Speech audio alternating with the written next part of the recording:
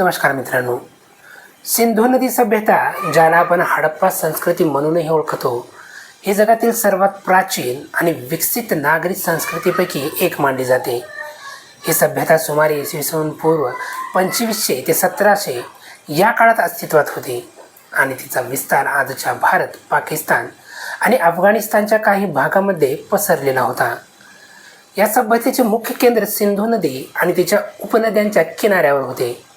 म्हणूनच तिला सिंधू नदी सभ्यता असे नाव देण्यात आले.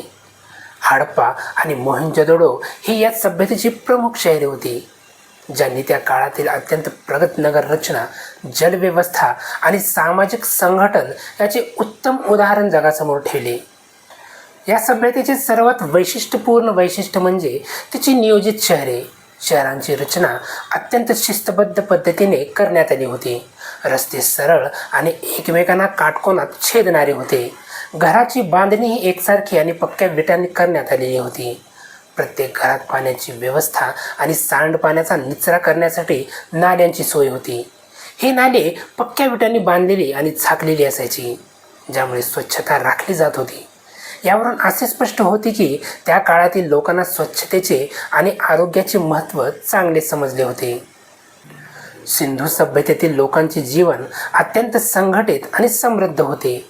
ते शेती, व्यापार आणि हस्तकलेवर आधारित होते. गहू, बार्ली, कापूस यासारख्या पिकांची लागवड केली जात होती. विशेष म्हणजे कापसाचा वापर करणारी ही जगातील पहिली सभ्यता मानली जाते. व्यापाराच्या बाबतीतही सिंधू सभ्यता खूप प्रगत होती. त्यांनी मेसोपोटेमिया यासारख्या दूरच्या प्रदेशाशीही व्यापार संबंध प्रस्थापित केले होते.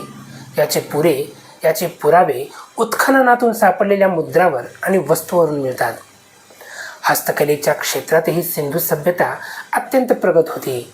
मातीची भांडी, दागिने, शिक्के आणि धातूंच्या वस्तू बनवण्यात ते कुशल होते.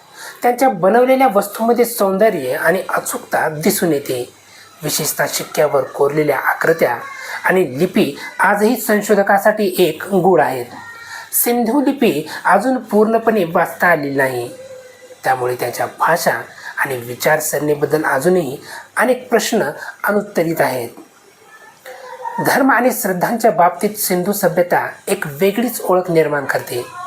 उत्खननातून सापडलेल्या मूर्ती आणि चिन्हावरून असे दिसून येते की ते निसर्गपूजक होते.